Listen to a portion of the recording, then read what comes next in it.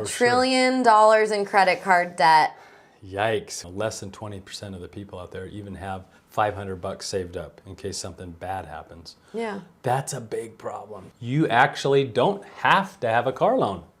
All 5 of them that have left have had more than $10,000 saved up. Why isn't that the norm? Yeah, it should be the norm. I think there's a few reasons.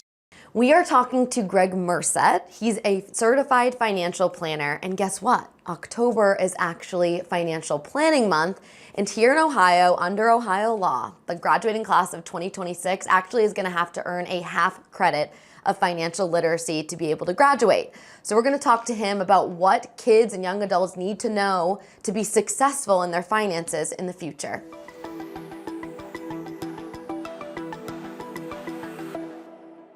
Here in Ohio, the class of 2026 will be the first to have to get a credit in financial literacy. Good, it's about time. Right. Right? It is about time. I didn't have financial literacy in my classes growing up. I took French and I haven't used it since. And I got a D, I think. I don't know. I but took why French do we do for this? so many years and I was so bad at it. Okay, that makes me laugh. Okay, but why do you think in America we don't have financial literacy classes? Why isn't that the norm? Yeah, it should be the norm. I think there's a few reasons. Number one is I think a lot of teachers don't feel all that comfortable teaching it because it can get a little complex and they're maybe not the best at it themselves. So I think that happens. And then I think parents kind of expect it to happen, but then they're too lazy to like maybe make it happen themselves. Even if they do it in school, let's say you learn some stuff about personal finance or economics or something, you need the practical application of this stuff. Okay. And like I believe that kids learn best by doing. Like they need to do this stuff, not just learn about it on videos or listening to their teacher. They got to do it. Yeah. And when they do it, they're much more invested and it sticks. There's probably different ages, right? When I was growing up, I had an allowance, the value of $1. Yeah. My parents took me to open up our savings account together. I know. Good job, parents. But here's the thing. Now I'm a perpetual saver. No one ever taught me how to invest. Cheapskate. You're just saving everything. Right, but I'm not making my money work. So I guess my question is, at what ages, or do you think some things are so appropriate when it comes to saving, allowances? I mean, now there's 401ks, Roth IRAs. All the things. Like, when are you supposed to know what to do and when? Because even as an adult, that gets overwhelming for me. Yeah. So let's think about it this way. The nature of money has changed, okay? You mentioned dollars and cents. Like, we don't even carry that stuff around anymore, right? No, we don't have only my a card. wad of cash. Yeah. Exactly, right? We don't have coins. Like, it smells, it's gross. So we have to change the way that we teach kids about money. And we have to teach them in a digital way. Now, instead of like putting money in a pig, right, or envelopes or something, we have to teach them electronically so that they see when the numbers change on the screen, oh, something happened, right? Yeah. And so you got to start really early. So to answer that question, I think 5 is a good age. I know that seems like really young. Start teaching them when they're 5 years old. That decade between 5 and 15 is super critical. Because once they turn 15, believe me, they think they know everything, right? Yeah. And they're not going to listen to you. So you got to nail it within And that decade. Because you have 6 of these children. Yeah, I got some wounds, I know this stuff. So get it right in that decade, and you're going to really set them up for success. 5 of ours have left the nest, okay? And all 5 of them that have left have had more than $10,000 saved up. Like, I think that's amazing. Yeah. And it's not because, woohoo, I'm the best and I was paying him $200 to wash the minivan, right? This is not the case. But if you teach them young fundamental principles, it sticks. The world right now, interest rates are still going to go up, or that's what they're predicted to do. Yeah. I guess I think should never... yesterday, the 30-year mortgage hit 8%. Yeah, fun times. Yeah, fun times to be buying a house or a car or any of that. Right. I do think it's important for kids to go to college depending on what they want to do. Yeah.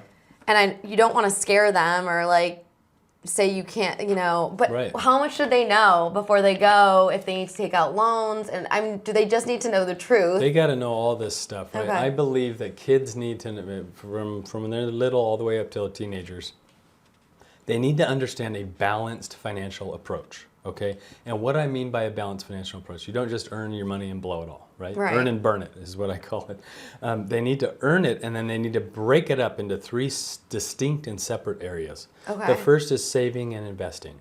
This is where they, like you said, you're a saver, right? Saving, and then you have to learn how to invest, put that money to work, right?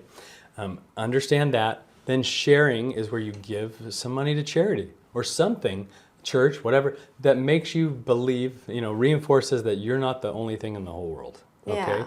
And then you spend the rest. So this save, invest, share, and spend philosophy is a balanced financial approach. And if they can get that as a habit when they're younger, it just stays there. And if you think about it, that is how we kind of function as adults. We go out, we earn some money. We usually save and invest, usually like in a checking or a saving account or a 401k or something. Yeah. We share with church, charity, something we care about. And then we spend the rest. We usually use a card or in our phone now. Yeah. That's exactly what we're trying to teach here when they're younger, so that this all sticks. How many people are financially responsible in your eyes in America right now? Because we don't have most of us didn't have financial literacy classes. Mm-hmm. Most of us are just trying to keep our head above water, I would say. Yeah, I think especially now with and inflation. what is it? $1 trillion in credit card debt. Yikes. We were talking about this. Yes. $1 trillion in credit card debt. This is the first time ever. That's 12 zeros. Like that. I was going to so say, I don't many, even know how many blows your zeros mind, that is. Right? So much. So credit cards are a problem. I think a lot of people are using them as the stopgap, right? They're not quite making enough money for what they need to, live on. Who knows? I think the current generation, we're kind of stuck, right? Yeah. And to answer your question specifically, less than 20% of the people out there even have $500 saved up in case something bad happens. Yeah. That's a big problem. So we got to change that for the next generation, because they can't keep doing what we're doing right now, which is $1 trillion in credit card debt and $33 trillion in national debt. It's like, what? Like, how do you even pay the interest on that? Imagine. But, okay, you just used the word imagine. I was about to use that word in a different sense.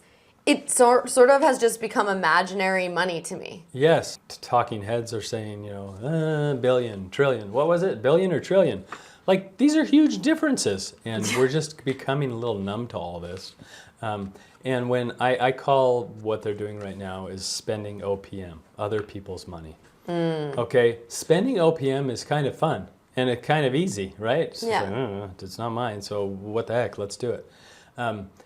OPM is addictive.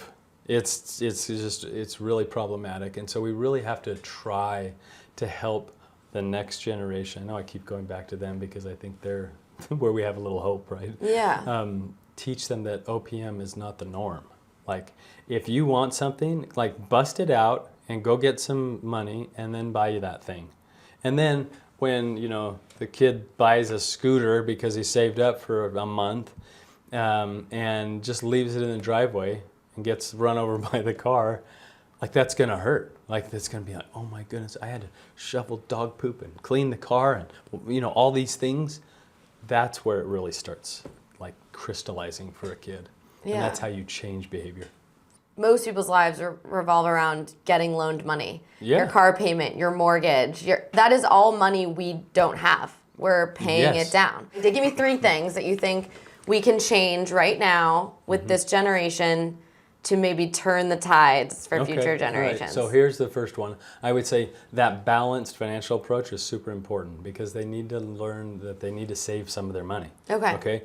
And save it for something in the future. Okay. So the balanced financial approach, number 1. Number 2, I think you need to try to change their mind. Like, you actually don't have to have a car loan. Like, I know that everybody just thinks automatically, oh, I got to have a car loan.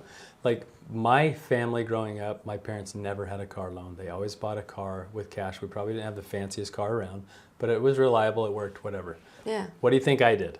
Same thing, right? I've never had a car payment. And we don't maybe have the fanciest car around, but I don't have a $700 or $900 payment a month, right? Right. We got to just start changing that, and I believe that kids should drive a junker when they're 16 anyways. Okay. So that they learn, oh my goodness, like, it won't start.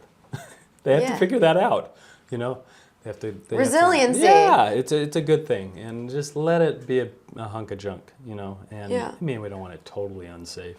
Maybe a little unsafe, but but you know, they got to learn that kind of stuff. Right, right. So we got to change that whole mindset. And when it comes to school, I think it's the same thing. There are a lot of times where I think we could go to school. We could go to community college. We can save money there.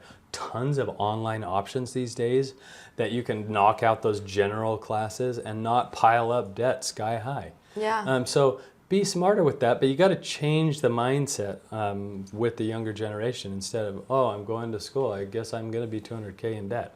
Like, Yeah. wait, what? You don't have to. No, you got to just change the mindset and not think just because it's been done one way, it's got to always be that way. Right. You don't always have to get a car loan. You don't always have to have a student loan. You don't always have to do all these things. So Yeah, break if the it's mold. not working, that is when we start to fix it. It's clearly not working, right? Yeah. Yeah. Okay. So- Gregg Murset, everyone, the CEO of Busy Kid and founder, correct? Yes. Uh-huh. And also a financial planner. Thanks, Greg. Yeah, thank you. Appreciate you.